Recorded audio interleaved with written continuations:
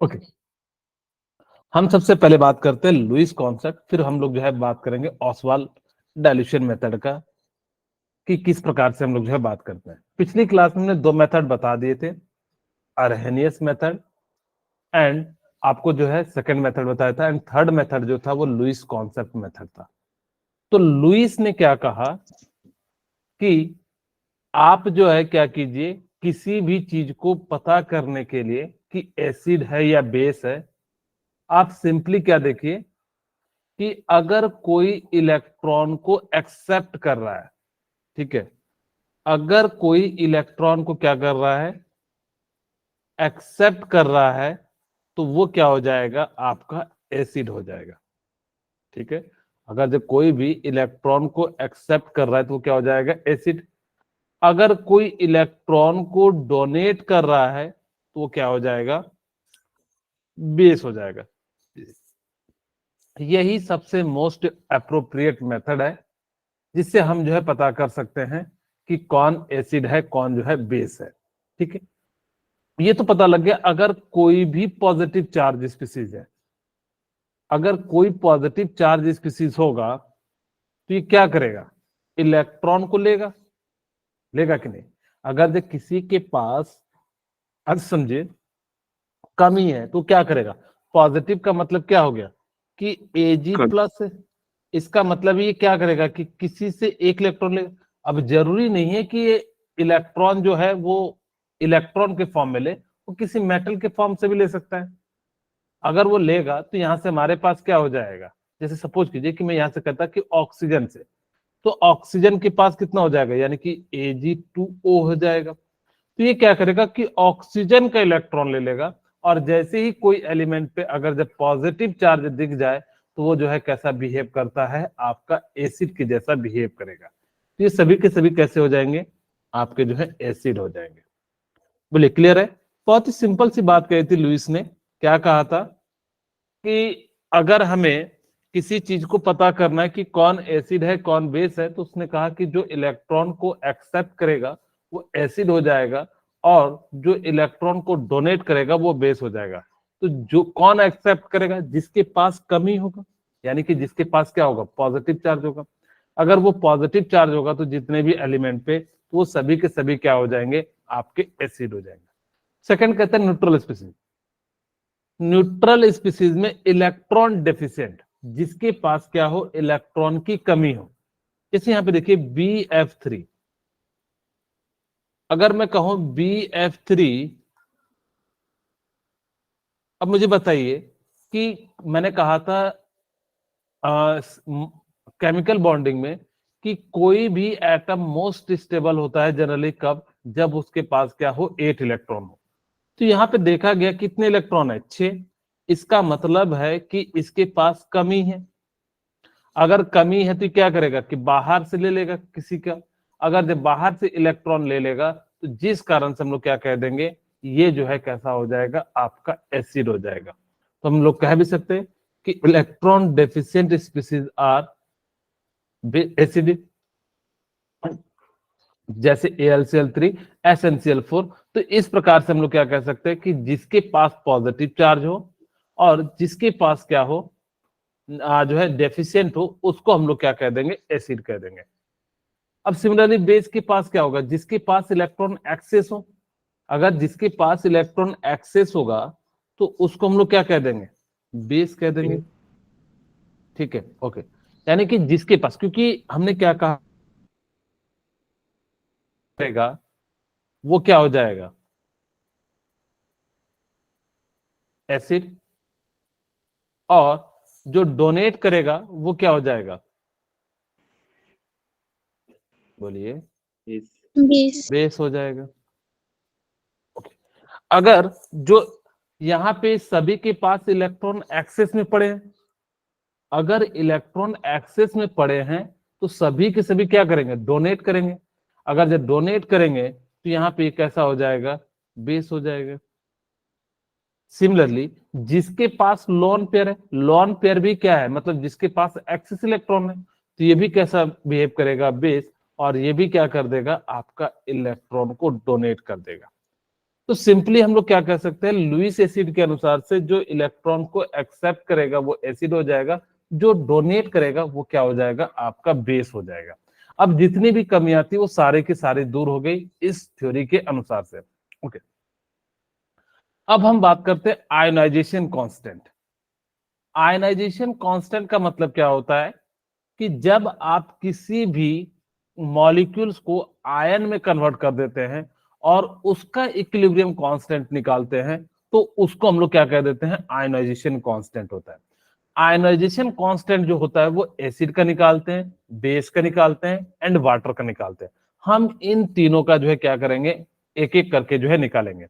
अब जैसे मान लीजिए कि मैं अगर जो कहूं इसका केमिकल इक्विलिब्रियम अगर मैं लिखता या इक्विलिब्रियम कांस्टेंट लिखता, तो क्या लिखता, आप सभी को मैंने बताया था फॉर्मूला याद है, क्या लिखने का आता है कि जो भी कंसंट्रेशन टर्म हो प्रोडक्ट का डिवाइडेड बाय किसका लिखते हैं, concentration of protein. Very good. मैं यहाँ पे एक स्टेप लिख देता हूं, यहाँ पे कंसंट्रेशन ऑफ, जिसको हमने कहा था एक्टिव मास, ऐसा लिख दो, एक्टिव मास ऑफ क्या हो जाएगा, प्रोडक्ट डिवाइडेड बाय क्या हो जाएगा, active mass of reactant. Very good. अच्छा, इसी चीज को हम एक और तरीके से लिख सकते हैं, कैसे लिख सकते हैं, मोलर कंसंट्रेशन ऑफ H+। हाँ, वेरी गुड। हम इसी चीज को ऐसे भी लिख सकते हैं, Kc equal to concentration of H plus and concentration of A minus. ठीक है, ओके। सिमिलरली नीचे में क्या हो जाएगा, Ha हो जाएगा। ये हम लिखते थे कब, जब कोई भी जनरल इक्वेशन हो, वहां पे हम ये नहीं कहेंगे कि एसिड है कि बेस है कि वाटर है।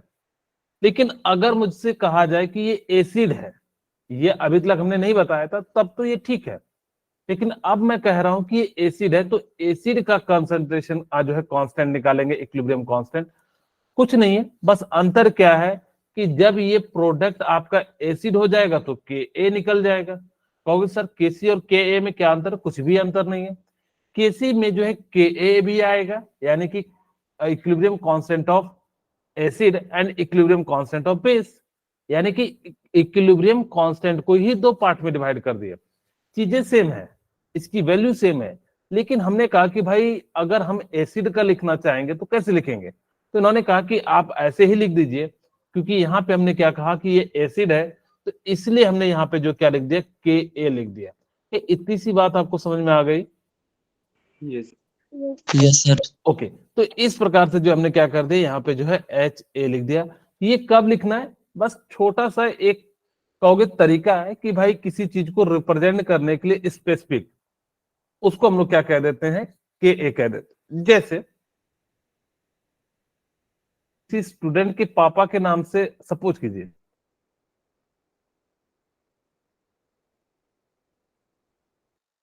मैंने कहा कि पार्शियल जो है किसी ए नाम को दे देना। अब मैंने कहा कि इसके अंदर जो भी चीजें हैं अगर वो पापा को भी दे देंगे तो इसका मतलब तो सेम ही है, उसके पास पहुंच ही जाएगा। बस अंतर क्या है, यानी कि नाम का अंतर है। तो इसी तरीके से यहाँ पे भी क्या हो जाता है कि केसी का मतलब क्या हो जाता है, इक्विलिब्रियम कांस्टेंट, और हाँ सीएम मतलब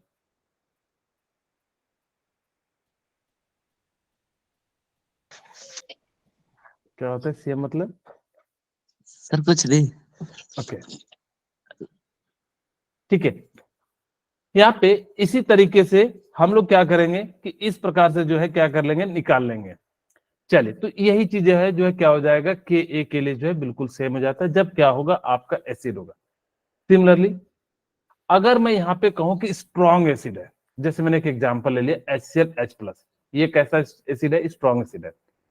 अगर स्ट्रॉन्ग एसिड होता है तो के की वैल्यू बहुत ज्यादा बड़ी होती है। कहोगे सर थोड़ा सा प्रूव करके दिखा दीजिए, तो मैं थोड़ा सा प्रूव करके दिखाता हूं।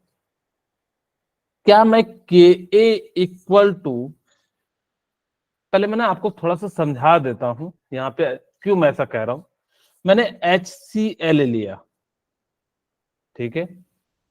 अगर HCl लिया इनिशियल में, तो कहोगे कि ये जो है कोई मोल होगा। मैंने मान लिया कि C मोल है या N मोल है, तो ये कितना मोल होगा, जीरो जीरो। Zero zero. अब मैंने कहा कि आफ्टर सम टाइम्स, क्योंकि ये तो इक्विलिब्रियम में रहेगा ही नहीं। यस ठीक है, हाँ ये बिल्कुल सही कह रहे हैं कि सर क्लासमेट की आप जो है नाम ले सकते हैं तो ज्यादा सही होगा। ओके, बिल्कुल सही। अब यहाँ पे हम लोग क्या कह सकते हैं कि अगर मैंने कहा कि ये तो एट इनिशियल पे है, अगर मैं कहूं कि आफ्टर समटाइम्स, क्योंकि ये इक्विलिब्रियम आएगा ही नहीं, क्योंकि ये जो है स्ट्रांग है, पूरा टूट टाट के बराबर हो जाएगा, तो जो भी हो जाएंगे तो ये क्या हो जाएगा एन, और ये क्या हो जाएगा एन, और ये क्या हो जाएगा जीरो। यही तो होगा, कैसे? क्योंकि Yes. क्योंकि मैंने क्या कहा कि ये तो स्ट्रांग है, स्ट्रांग जो होते हैं वो पूरा का पूरा टूट जाएगा। अगर जब पूरा का पूरा टूट जाएगा तो प्रोडक्ट में क्या, रिएक्टेंट में क्या बचेगा, कुछ भी नहीं, खाली हो जाएगा कि नहीं हो जाएगा। यस अगर जब मान लो सपोज कीजिए कोई चीज आपने अच्छा बना दिया तो सारा क्या हो जाएगा, खत्म हो जाएगा, रिएक्टेंट में कुछ बचेगा क्या, नो सर। सारा तो एकदम क्या हो जाएगा, सबके पेट में चले जाएगा। तो उसी तरीके से यहाँ पे HCl जो था वो स्ट्रॉन्ग एसिड था। आप सभी को मैंने पहले ही आयनिक इक्विलिब्रियम में बताया था कि हम जो भी बात करेंगे कौन से इलेक्ट्रोलाइट की बात करेंगे, स्ट्रॉन्ग इलेक्ट्रोलाइट की, weak electrolyte, weak electrolyte. Weak electrolyte. अगर जो स्ट्रॉन्ग एसिड है तो ये कैसा इलेक्ट्रोलाइट है, आप इसको चाहो तो लिख सकते हो स्ट्रॉन्ग इलेक्ट्रोलाइट। स्ट्रॉन्ग इलेक्ट्रोलाइट में मैंने क्या कहा था कि सारा का सारा क्या हो जाएगा, प्रोडक्ट में कन्वर्ट हो जाएगा।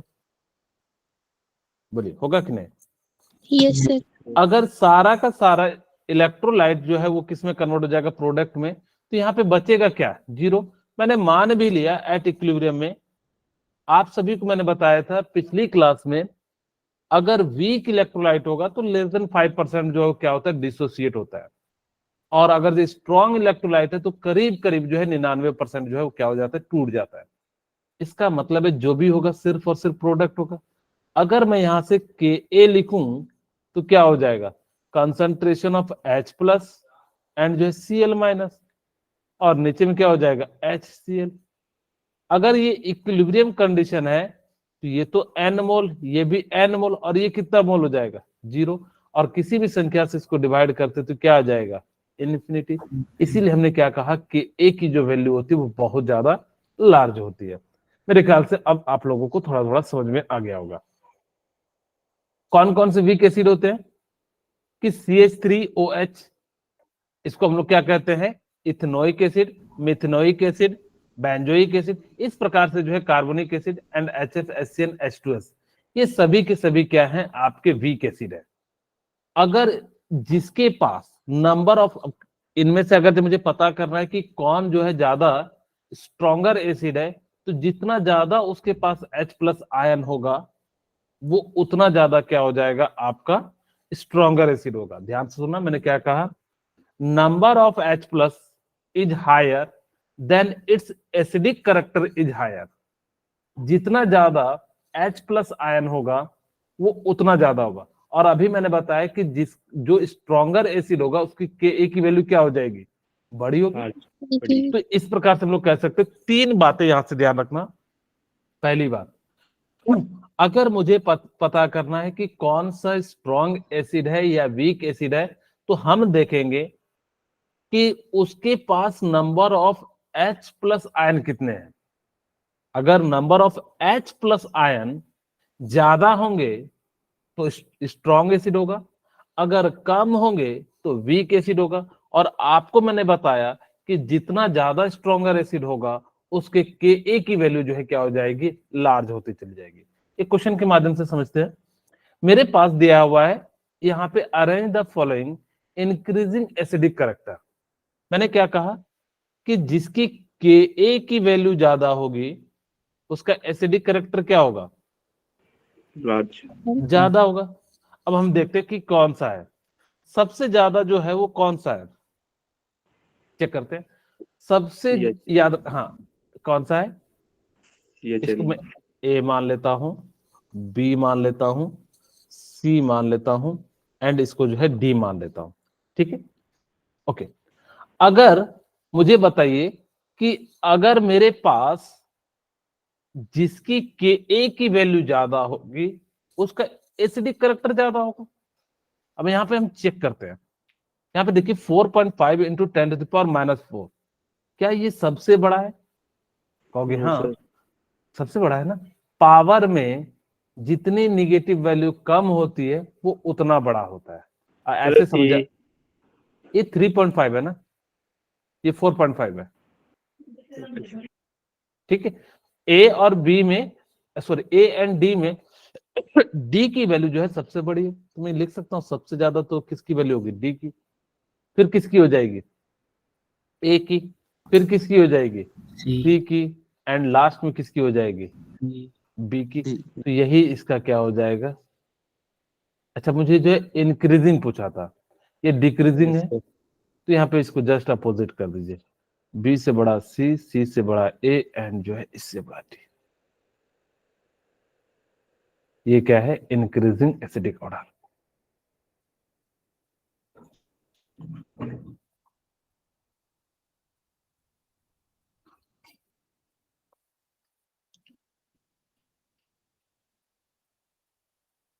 बोलिए क्लियर है? इस टाइप का आपको कभी आएगा तो क्या कर लीजिएगा, क्वेश्चन को जो है सॉल्व कर लीजिएगा। अब हम बात करते हैं बेस के लिए। अगर मेरे पास केबी की वैल्यू निकालनी, मैं डायरेक्ट निकाल देता हूं, एक्टिव मास ऑफ प्रोडक्ट ना लिखे, M plus O H minus, और यहां से क्या हो जाएगा? एम ओ एच का कंसंट्रेशन, ठीक है। सिमिलरली आप केसी भी निकाल सकते हो, कि केसी का मतलब क्या है? इक्विलिब्रियम कांस्टेंट केसी। इसका केबी का मतलब क्या है? Equilibrium constant for base. Equilibrium equilibrium constant for base. के ए का मतलब क्या हो जाता है? मैं ये लिख दूं, इक्विलिब्रियम कांस्टेंट फॉर एसिड। अगर मैं केसी लिखूं तो इक्विलिब्रियम कांस्टेंट हो जाता है सिंपली।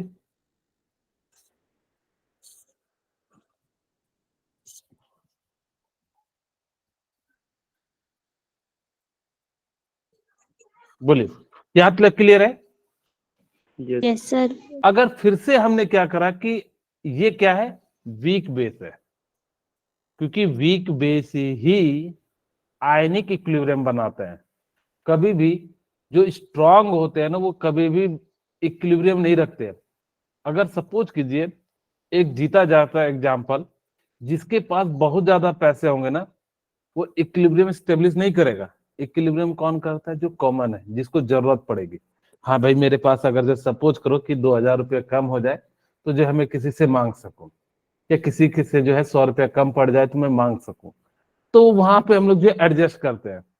लेकिन जिसके पास बहुत पैसा होगा, वो जो है कभी भी क्या करेगा?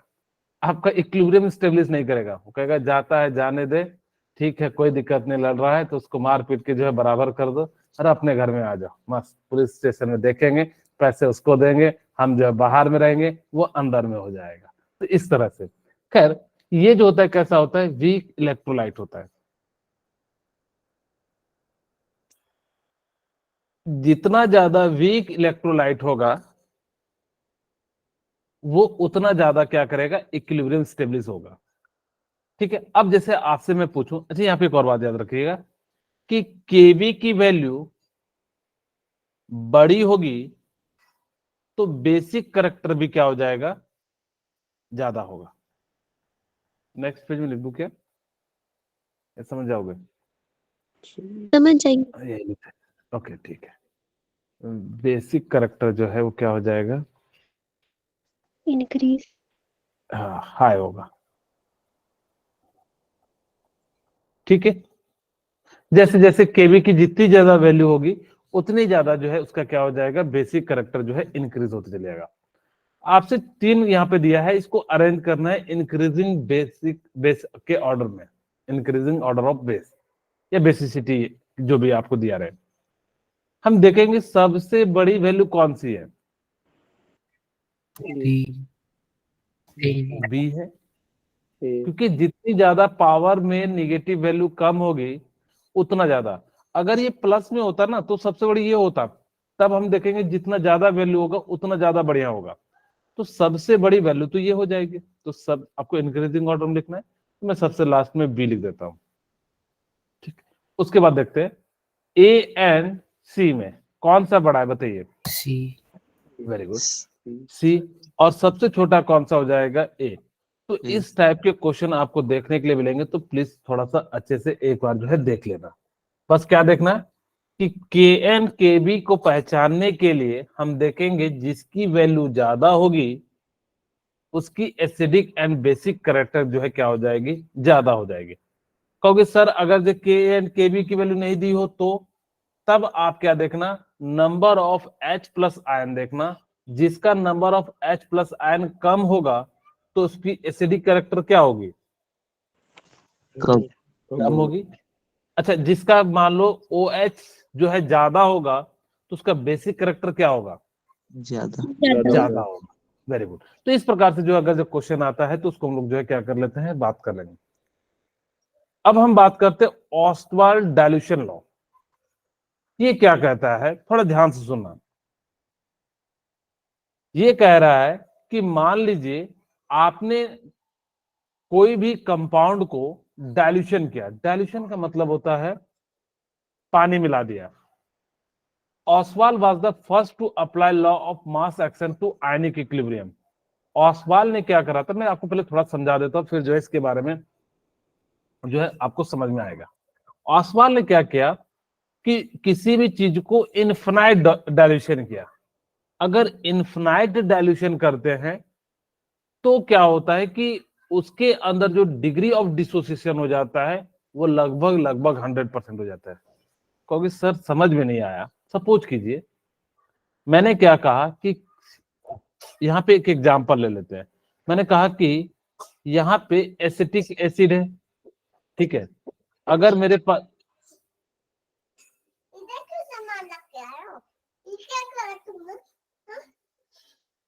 ठीक है, एक जस्ट मिनट।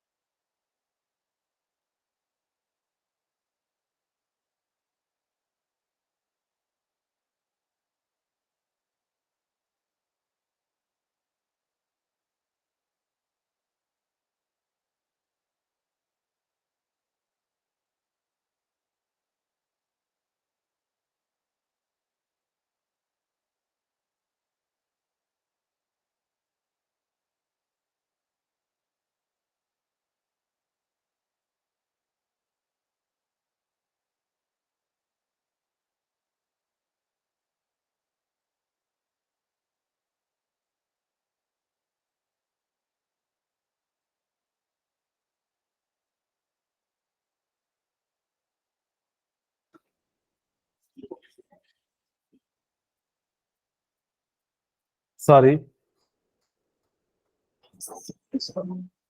हम लोग जो है ऑस्टवाल्ड डाइल्यूशन लॉ पे थे।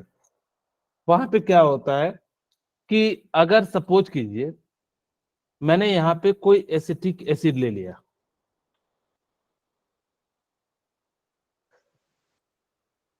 अब इसके अंदर क्या किया, सपोज करो कि पहले 1 लीटर में कुछ मोल जो है डिसोसिएट हुए, फिर फर्दर हमने 1 मोल डाल, 1 लीटर पानी डाल दिया, फिर उसके कारण कुछ जो है डिसोसिएट होंगे।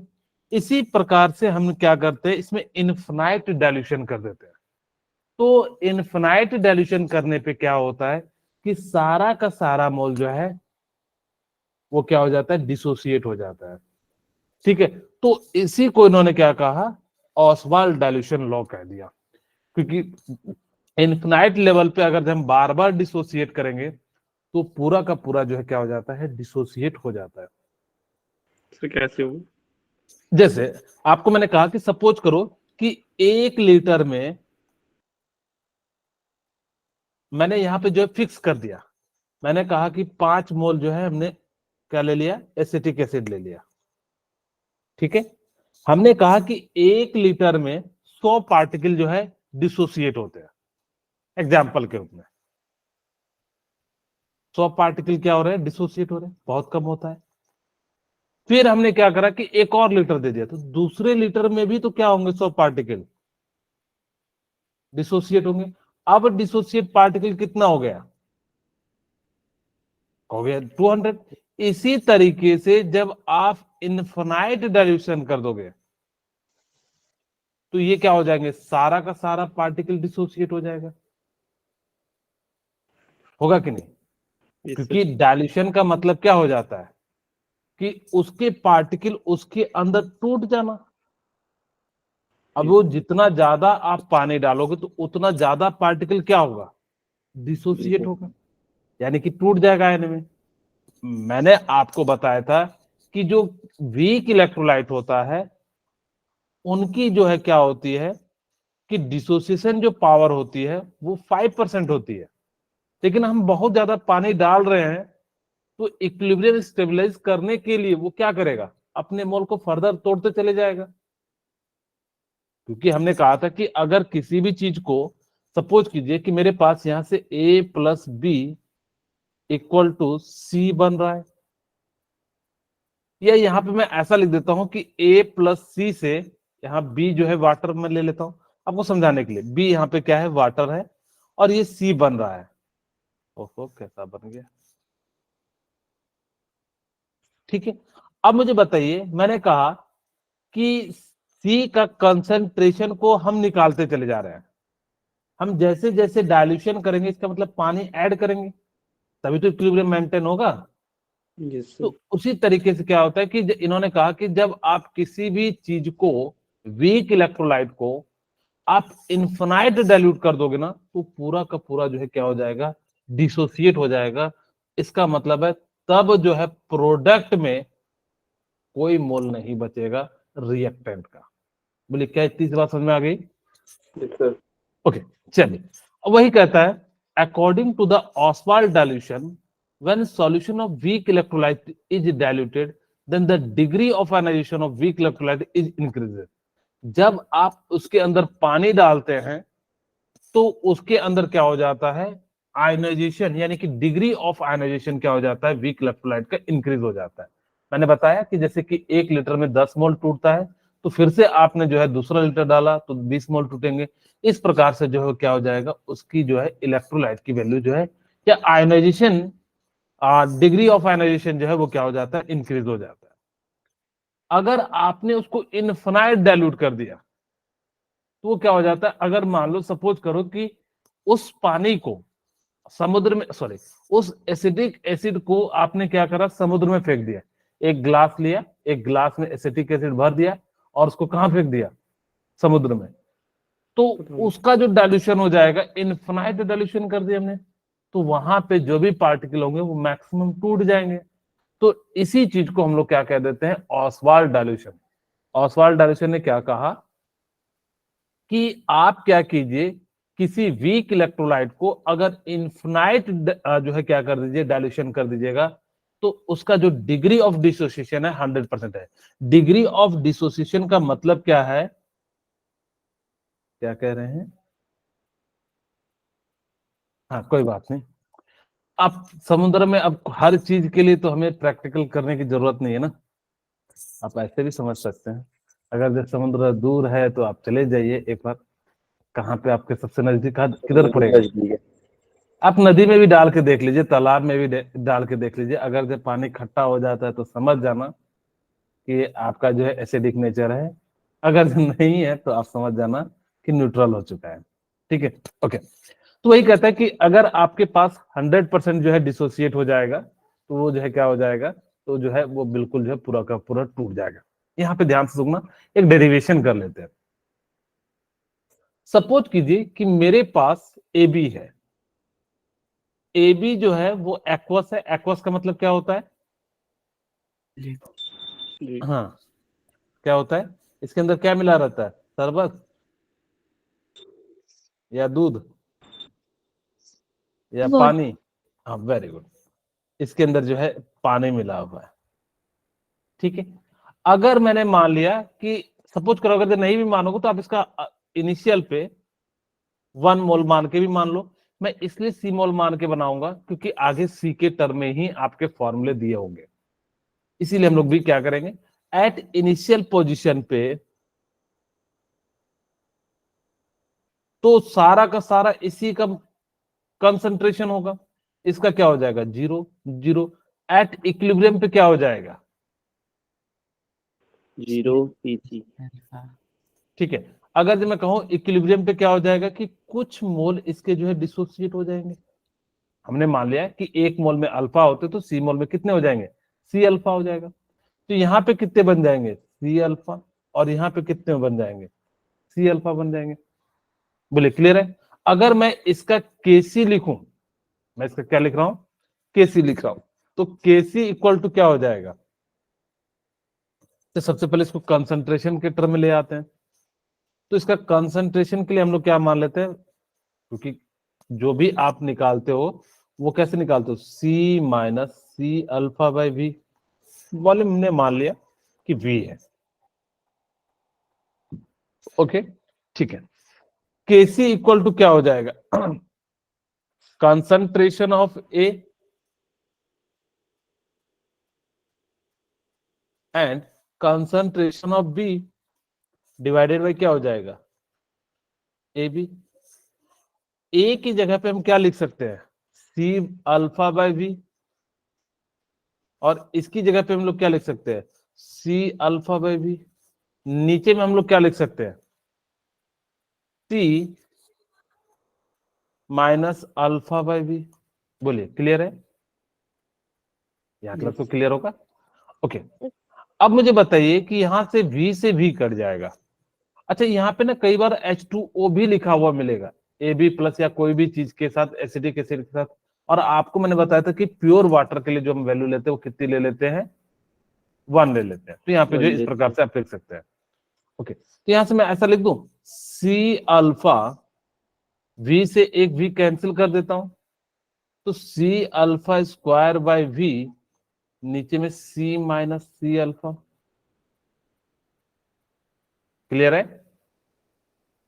किन्हीं को अगर कोई दिक्कत है तो मुझे बता दीजिए अभी, ओके। अब यहां से मैं C कॉमन ले लेता हूं, नीचे से ऊपर से एक C कटा दूंगा तो क्या लिख सकता हूं C alpha square by V into क्या हो जाएगा 1 माइनस अल्फा। क्या ये समझ में आया, देखिए C माइनस सी अल्फा है, C कॉमन ले लेंगे क्या हो जाएगा 1 माइनस अल्फा, और ये C से ऊपर वाले C स्क्वायर से कैंसिल हो जाएगा क्योंकि C का होल स्क्वायर है तो C स्क्वायर यहां से कैंसिल हो गया। बोलिए इतनी सी बात क्लियर है, yes sir, yes sir. Okay sorry. अगर आपने इनफाइनाइट डाइल्यूशन कर दिया तो जो अल्फा की वैल्यू होगी एट, वो पूरा का पूरा टूट जाएगा। अगर एट इनफाइनाइट डाइल्यूशन, अगर पूरा का पूरा आपने एट इनफाइनाइट डाइल्यूशन कर दिया तो जो अल्फा है वो क्या हो जाएगा 1 हो जाएगा, या जो है नियरली 1 हो जाएगा, यानी कि बहुत कम हो जाएगा। अल्फा की वैल्यू जो है वेरी लेस हो जाएगी eight infinite dilution, alpha value is low. अगर अल्फा की वैल्यू लो हो जाएगी, क्योंकि मैंने आपको बताया कि 5% होता है और आपने बहुत पानी दे दिया, उसका कंसंट्रेशन क्या हो जाएगा बहुत कम हो जाएगा। ऐसे समझिए, मान लीजिए आप लोगों ने क्या करा कि एक गिलास लिया, पहले आपने 100 ग्राम उसमें पानी डाल दिया, ठीक है। अब आपने 100 ग्राम पानी इसमें जो है, मान लो सपोज करो मैंने जो है ना हाफ लीटर पानी लिया और इसके अंदर जो है मैंने 100 ग्राम चीनी डाल दिया, शरबत मस्त बना। अब कोई और आ गया तो अब हमें क्या करना पड़ेगा, इसमें पानी डालना पड़ेगा। अब क्या मुझे बताइए मिठास उतना रहेगा, सर डिक्रीज हो जाएगा। डिक्रीज हो जाए। और आपने जो है इसके अंदर डाल दिया, तो बताओ कि चीनी जो है 3 लीटर में अब कितना हो गया, कम हो गया। अगर 1 लीटर में 100 ग्राम था, मैं समझाने के लिए, तो 3 लीटर में, क्योंकि चीनी तो आपने बढ़ाया नहीं, जो भी बढ़ाया किसका बढ़ाया वाटर, तो 3 लीटर में कितना हो गया 100/3, यानी कि देखिए 33.3 हो गया, कम हुआ ना। उसी तरीके से आप फर्दर इसको इन्फिनाइट डाइल्यूट कर दीजिएगा तो अल्फा की वैल्यू क्या हो जाएगी, बहुत कम हो जाएगी। अगर अल्फा की वैल्यू कम हो गई तो बहुत कम आ गई तो हम इसको नियरली क्या ले सकते हैं, जीरो ले सकते हैं। तो मैं इसी चीज को ऐसा लिख सकता हूं C alpha square by V, और यहां से हम लोग लिख सकते हैं के सी। बोलिए क्लियर है क्या, इतनी सी बात क्लियर हो गई?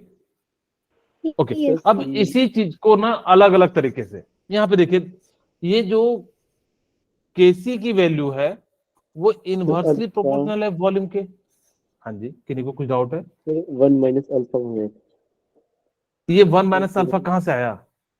सर, सर 2 यहां से सी कॉमन ले लीजिए तो 1 माइनस अल्फा आएगा। Yes sir. तो उसी चीज को हमने लिखा और हमने कहा कि एट इन्फिनाइट डाइल्यूशन पे अल्फा की वैल्यू क्या हो जाएगी, बहुत कम हो जाएगी। तो हमने इसको जीरो के करीब ले लिया, तो यहाँ से कितना हो गया, C alpha square by V हो गया। बोलिए क्लियर है? Sir yes, sir. ओके ठीक है। हाँ हिम्मत सिंह बोलिए, सर कुछ पूछना? सर हाँ वी कैसे आया ये नीचे? अच्छा, ये जो हमने कंसंट्रेशन टर्म निकालते तो क्या वॉल्यूम से डिवाइड करते हैं? ये तो क्या है, मोल है ना। एक्टिव मास निकालने के लिए हमने क्या कहा था, मोल डिवाइडेड बाय वॉल्यूम। याद आ रहा है शुरू में फर्स्ट क्लास में? एक्टिव मास निकालने के लिए हमने क्या कहा था, एक्टिव मास इक्वल टू क्या हो जाता है, हाँ मोल डिवाइडेड बाय वॉल्यूम, या इसी चीज को हम कंसंट्रेशन कहते थे। Yes, तो sir. इस प्रकार से अगर या तो आप कंसंट्रेशन ले लो सी को तो कोई दिक्कत नहीं है। हमने यहाँ पे मान लिया कि मोल के टर्म में, कई बार जो है सी को जो है कंसंट्रेशन टर्म मान के बनाओगे तो के सी इक्वल टू क्या हो जाएगा, सी बाय अल्फा स्क्वायर हो जाएगा। ध्यान से सुनना, मैंने दो बातें कही। अगर आप सी को मोल मान के बनाते हो तब तो ये वैल्यू आ जाएगी। अगर आप इसको कंसंट्रेशन टर्म मान के बनाते हैं तो सी इक्वल टू अल्फा स्क्वायर हो जाएगा, और अल्फा स्क्वायर इक्वल टू क्या हो जाएगा, के सी बाय सी हो जाएगा, और यहाँ पे जो है अंडर रूट आ जाएगा। इसी चीज को जो है आगे मैं एक्सप्लेन भी करता हूं फटाफट से।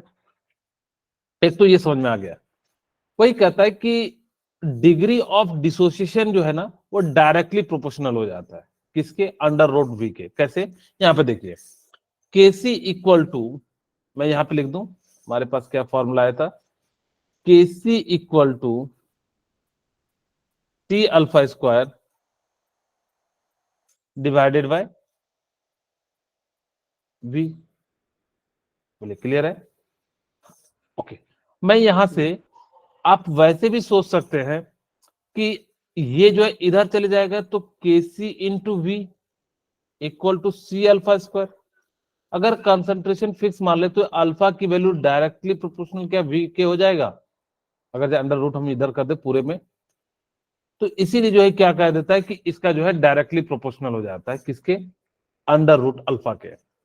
या इसी चीज को मैं थोड़ा सा अच्छे से मॉडिफाई करके लिखूं तो देखिए कैसे लिखेंगे, K C into V equal to C alpha square. अगर आपने वहां पे सी को कंसंट्रेशन टर्म मान लिया, सपोज कीजिए आपने क्या मान लिया, कंसंट्रेशन टर्म मान लिया, तो यहां से मैं क्या लिख सकता हूं, K C equal to C alpha square. ज्यादा अच्छा रहेगा क्योंकि वी के कारण जो है आपको मे भी कई बार जो है प्रॉब्लम आ सकती है। मैं यहां से लिख सकता हूं के सी डिवाइडेड बाई सी, और इसका अंडर रूट क्या हो जाएगा, अल्फा। अब देखिए अल्फा की जो वैल्यू है वो इनवर्सली प्रोपोर्शनल है 1 बाय अंडर रूट सी, क्योंकि के सी तो कांस्टेंट है तो इसका डायरेक्टली मतलब क्या हो गया, जो भी डिपेंड करेगा इस पे डिपेंड करेगा। एक तो ये हो गया। दूसरा, अल्फा की जो वैल्यू है अगर ये कंसंट्रेशन टर्म है तो ये वी ऊपर जाएगा तो डायरेक्टली प्रोपोर्शनल वी को हो जाएगा अंडर रूट। कंसंट्रेशन का मतलब क्या होता है, एन बाई वी। सी ऊपर चले जाएगा तो यहाँ पे क्या हो जाएगा, डायरेक्टली प्रोपोर्शनल हो जाएगा। या सी जो होता है वो किसके प्रोपोर्शनल हो जाएगा, इनवर्सली प्रोपोर्शनल हो जाएगा 1 बाई वी के। यहां से हमें जो सीखना है कि अगर आप डाइल्यूशन को इंक्रीज करते हैं तो अल्फा की वैल्यू इंक्रीज होगी, अगर आप इनफिनाइट टाइम करते हैं तो वो जो है क्या हो जाएगा, आपका 100% क्या हो जाएगा, डाइल्यूशन हो जाएगा। वही कहता है Thus, weak electrolyte degree of ionization is directly proportional to the root dilution and or inversely proportional to the square root of concentration. This is known as the Oswald dilution law. वही कहता है कि इसका जो है directly proportional हो जाएगा, alpha जो है 1/√c हो जाएगा और डिग्री ऑफ डिसोसिएशन का क्या हो जाएगा, डायरेक्टली प्रोपोर्शनल जो है वॉल्यूम का हो जाएगा. At infinite dilution, the value of alpha become equal to 1, जो कि मैंने यूज करके भी आपको दिखाया. The value of concentration should be in term of normality for calculation of pH. हम इसका जो है कंसंट्रेशन टर्म में जो है नॉर्मलिटी यूज कर सकते हैं, मोलारिटी यूज कर सकते हैं. इस टाइप से हम जो है क्या कर सकते हैं, यूज कर सकते हैं. एक क्वेश्चन से जो है समझते हैं किस टाइप से जो है आपको क्वेश्चन पूछे जाएंगे. ओके, यहां से ध्यान दीजिएगा कि जो अल्फा की वैल्यू है वो क्या हो जाता है, √KA/C हो जाता है. अगर हम लोग निकालेंगे तो यहाँ पे क्या हो जाता है कि KA/C. कब, जैसे मैंने कहा कि आप यहाँ पे क्या मान लीजिए, सपोज कीजिए मैं आपको समझाता हूं कि यहाँ पे हमने क्या कर दिया. आपको एक पहले क्वेश्चन लिख देते हैं. कर the dissociation of acetic acid. तो हमारे पास एसिटिक एसिड है CH3COOH. आपने क्या करा, इसको जो है पानी में डाल दिया और ये जो टूट जाएगा, किसमें टूट जाएगा, CH3COO- एंड साथ में क्या टूट जाएगा, H+ में टूट जाएगा. बोलिए क्लियर है. पानी है, पानी का हम जो है क्या ले लेंगे, प्योर ले लेंगे. अगर मैंने मान लिया कि इसका कंसंट्रेशन जो है वो कितना है, C है. ये फॉर्मूला भी मैं ड्राइव कर देता हूं. अगर मैंने क्या माना, इस पर कंसंट्रेशन माना, मोल नहीं माना, तो इसका तुम्हें कोई जरूरत नहीं क्योंकि बहुत सारा वाटर होगा. तो इनिशियली ये कितना हो जाएगा, 0 0. आफ्टर सम टाइम्स तो ये कितना हो जाएगा, C- अल्फा, क्योंकि 1 मोल का डिग्री ऑफ डिस्ट्रीब्यूशन इतना है तो इसके कंसंट्रेशन के लिए इतना हो जाएगा. तो ये कितना हो जाएगा, C∝/C. बोलिए क्लियर है. Yes, sir. अगर मैं यहाँ पे Ka लिखूं तो क्या हो जाएगा, C∝² into C∝², C∝ into C∝, क्या हो जाएगा, C∝². और नीचे में क्या हो जाएगा, C- अल्फा. ओके, अब मैं इसी चीज को क्या लिख सकता हूं, Ka इक्वल टू क्या लिख सकता हूं, कहोगे C² अल्फा² डिवाइडेड बाय कितना हो जाएगा, C- C∝. ओके, ये C से यहाँ पे कॉमन ले लीजिएगा तो क्या आ जाएगा, C² अल्फा² और यहाँ पे आपका C इंटू 1 - अल्फा. क्या ये C से ये कट जाएगा. ओके, तो यहाँ पे आपके पास क्या हो गया, C∝² हो गया. अगर आपने इनफिनाइट डाइल्यूशन कर दिया तो Ka की जो वैल्यू है वो किसके बराबर हो जाएगी, C∝² एट इनफिनाइट डाइल्यूशन.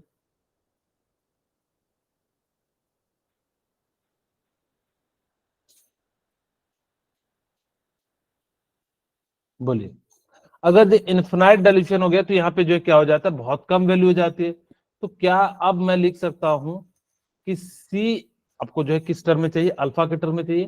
तो अल्फा² इक्वल टू क्या लिख सकता हूं, Ka/C. और अल्फा की वैल्यू क्या लिख सकते हैं, √Ka/C. आपको मैं कहूंगा कि ये फॉर्मूला याद रख लेना. इस टाइप के कई बार क्वेश्चन पूछे तो वही चीज मैंने कहा कि अल्फा इक्वल टू क्या हो जाता है, Ka/C. Ka की वैल्यू आपको दी हुई है, कितनी दी हुई है, अल्फा आपको जो है दिया हुआ है. आपको क्या निकालना है, हमें जो है calculate the degree of dissociation. ठीक है, हमें जो है क्या दिया हुआ है, जो है डिसोसिएशन कांस्टेंट जो है दिया हुआ है इसका. ओके, तो हमें जो है इसका निकालना है एसिटिक एसिड का. तो एसिटिक एसिड के जो है हम लोग क्या करेंगे, यहां से निकालेंगे. तो Ka की जो वैल्यू है वो कितनी दी हुई है आपको, 1.76. सर ये दूसरा क्वेश्चन है. अच्छा सॉरी, 1.8 इंटू जो है 10⁵. 1.8 इंटू 10⁻⁻⁵. और C कंसंट्रेशन कितना दिया हुआ है, 0.1, 1 मोलारिटी. बोलिए क्लियर है. अब इस मोलारिटी को, इस पावर को हटाएंगे तो ऊपर चले जाएगा, क्योंकि इसकी जगह पे हम लोग क्या लिख सकते हैं, या सिंपली कह सकते हैं इस पॉइंट से इस पॉइंट चले जाएगा. तो 18 इंटू 10⁻⁻ कितना हो जाएगा, -5. ओके आपको जो है 18 इंटू 10⁵ की वैल्यू कितनी दी हुई है 1.3 इंटू 10⁻²। इसका जो है कितना आंसर हो जाएगा अल्फा इक्वल टू 1.3 इंटू 10⁻²। तो इस प्रकार से जो है आप क्या कर सकते हो निकाल सकते हो। अभी इतना तामझाम हम नहीं करेंगे। अब देखिए आपको किसका पूछा है degree of dissociation and H3O plus ion concentration. Calculate the degree of dissociation and H3O plus ion. H3O plus का मतलब क्या होता है यहाँ पे H प्लस भी लिख सकते हैं या इसी की जगह पे हम लोग क्या लिख सकते हैं H3O प्लस।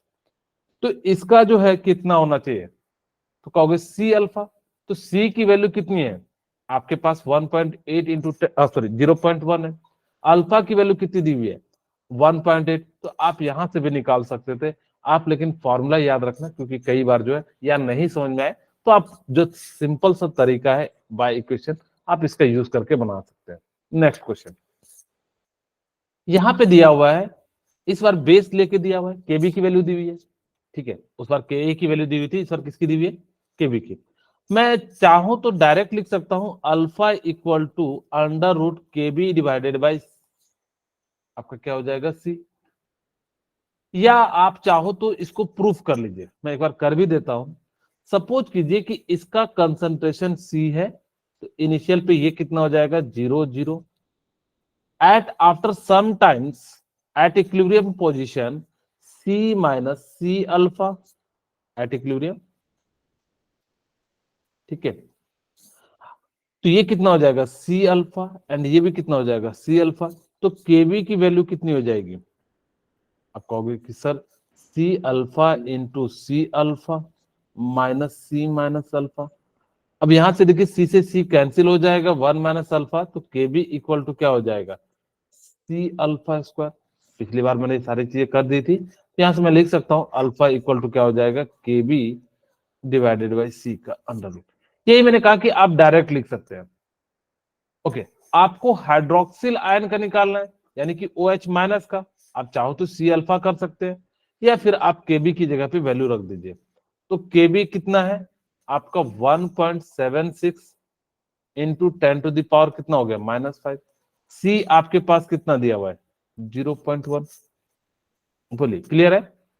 ओके यहाँ पे अल्फा की जो वैल्यू आ जाएगी वो कितनी आ जाएगी अंडर रूट 117.6 डिवाइडेड बाय कितना हो जाएगा 10⁻⁻5। यहाँ पे 0.01 कर लीजिए ताकि कि कैलकुलेशन आसान हो जाए, ठीक है। तो यहां से हमारा कितना हो जाएगा 176.5। ओके और इसकी वैल्यू जो है गिवन रहती है, मैंने यहाँ पे लिखा नहीं है। तो यहाँ पे जो है आप इसको कैलकुलेट कर लोगे तो यहाँ से जो है आपको इसकी वैल्यू जो है मिल जाएगी, ठीक है। गिवन थी इस क्वेश्चन में, तो यहाँ से इस प्रकार से जो हम लोग क्या कर सकते हैं कैलकुलेट कर सकते हैं, ठीक है। ओके अब वैसे करोगे तो टाइम लग जाएगा, इसकी जनरली कुछ वैल्यू दी हुई रहती है। ओके नेक्स्ट देखिए ध्यान से, अगर हमारे पास क्या है H3PO4 है, ये जो है क्या है एसिड है, स्ट्रॉन्ग एसिड है। तो ये जब टूटेगा तो बैक नहीं आएगा, जो भी टूटेगा किस में जाएगा फॉरवर्ड में। इसका हमने मान लिया कि इक्विलिब्रियम जो है Ka1 है। हमने इसको फर्दर तोड़ा, ये थोड़ा सा वीक होता है क्योंकि एक बार जब एसिड स्ट्रॉन्ग एसिड में आप अगर जब पानी मिलाओगे तो थोड़ा सा क्या हो जाएगा वीक होगा कि नहीं, तो वीक हो गया। फिर ये जो है H प्लस HPO4 -2 में टूटेगा। सिमिलरली ये किस में टूट जाएगा थर्ड बार में, इस प्रकार से टूट जाएगा। अब यहाँ पे मुझे बताइए कि कौन ज्यादा एसिडिक होगा Ka1 Ka2 एंड Ka3। आपको मैंने कहा जिसके पास मोर H प्लस होगा वो ज्यादा होगा। तो सबसे ज्यादा तो क्या हो जाएगा Ka1 का एसिडिक करेक्टर हो जाएगा, फिर Ka2 का, और फिर किसका हो जाएगा Ka3 का। क्योंकि सबसे जो लो है वो H प्लस किसके पास है Ka3 के पास है। आपको मैंने पहले बताया था कि अगर कोई इक्वेशन को ऐड करने पे बन रहा है तो मैं क्या लिख सकता हूँ Ka equal to Ka1 into Ka2 into क्या Ka3 लिख सकते हैं। पहले मैंने बता दिया था और मैंने प्रूफ भी करके दिखा दिया था। तो इस प्रकार से अगर जब कभी भी कोई इक्वेशन आएगा तो इस प्रकार से हम लोग क्या कर सकते हैं यहाँ पे लिख सकते हैं। बेसिकली आपसे क्वेश्चन आया था कि किसका एसिडिक करैक्टर ज्यादा होगा, तो आप यहाँ पे देखेंगे कि दो तरीके, या तो आप देख लीजिए कि किसके पास H प्लस ज्यादा है, या तो आप देख लीजिए कि किसकी वैल्यू ज्यादा है Ka की। जिसकी वैल्यू ज्यादा होगी उसकी एसिडिक कैरेक्टर क्या हो जाएगी, ज्यादा हो जाएगी। सिमिलरली यहाँ पे बेस है, मैं यहाँ पे क्या लिख सकता हूँ, AlOH, यहाँ पे से एक हमने H निकाल लिया तो यहाँ पे क्या हो जाएगा, -1 सॉरी +1 हो जाएगा, और यहाँ पे क्या हो जाएगा, OH माइनस। फिर फर्दर हमने निकाला, यहाँ पे Kb1 आ जाएगा, AlOH का होल ट्वाइस प्लस, अब ये जो है क्या हो जाएगा, आपका जो है आयन में टूटेगा तो क्या हो जाएगा, AlOH प्लस प्लस, और साथ में क्या हो जाएगा, OH माइनस, इसकी वैल्यू क्या हो जाएगी, Kb2 हो जाएगी। सिमिलरली AlOH +2 से ये क्या हो जाएगा, टूट जाएगा, तो यहाँ पे क्या हो जाएगा, Al+3 एंड OH माइनस। अब इन तीनों को जो है जोड़ते हैं तो क्या आ जाएगा, AlOH का होल थ्राइस, और यहाँ पे कितना हो जाएगा, 3OH प्लस, या मैं पहले लिख दूं Al+3, और साथ में क्या हो जाएगा, 3OH माइनस। इसकी वैल्यू हमने मान लिया Kb, तो Kb की जो वैल्यू हो जाएगी वो बेस के लिए क्या हो जाएगी, Kb1 into Kb2 into Kb3। तो इस प्रकार से हम लोग जो है क्या कर सकते हैं, इनकी वैल्यू को लिख सकते हैं। ठीक है, नेक्स्ट क्लास में हम लोग जो है वाटर की बात करेंगे। हमने जो है एसिड बेस की बात कर ली, तो नेक्स्ट क्लास में हमारे पास जो है क्या बच जाएगा, आपका जो है